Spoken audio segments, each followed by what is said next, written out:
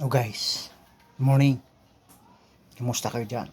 Guys, naobserbahan ko ngayon sa panahon ngayon. Ang daming stress, problemado.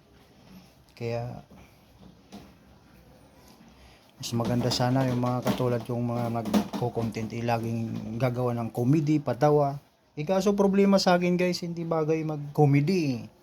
Hindi nakakatawa yung pagmumukha ko eh. Bagay sa akin action star. What? Parang ito. Guarda guapito. Hindi ka nasisikatan ng araw. Mga ganon.